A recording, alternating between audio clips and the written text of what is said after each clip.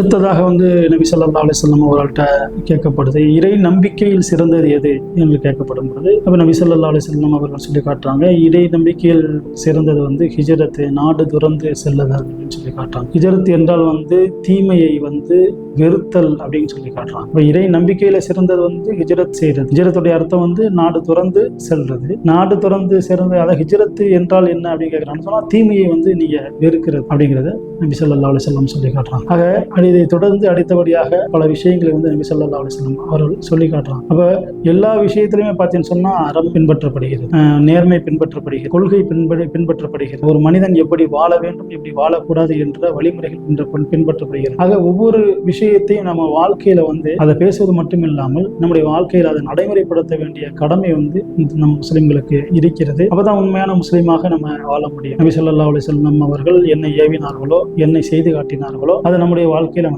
நடைமுறைப்படுத்த வேண்டும். அல்லாஹ் குர்ஆனில் நமக்கு என்ன ஏவி இருக்கிறானோ என்ன கட்டளையிட்டு இருக்கிறானோ அந்த கட்டளைகளை நம்முடைய வாழ்க்கையில நடைமுறைப்படுத்துவது என்பது நம்முடைய உண்மையான ஒரு முஃமினுக்கு அடையாளமாகவும் அது கட்டாய கடமையாகவும் இருக்கிறது. அதனுடைய நம்முடைய இம்மை மறுமைக்கு வாழ்க்கையுடைய வெற்றியாகவும் அது இருக்கிறது. அந்த அடிப்படையில் நம்முடைய வாழ்க்கையை அமைக்கக்கூடிய பாக்கியத்தை அல்லாஹ் நமக்கு கிருபை செய்வானாக. அஸ்ஸலாமு அலைக்கும் வரஹ்மத்துல்லாஹி வபரகாத்துஹு.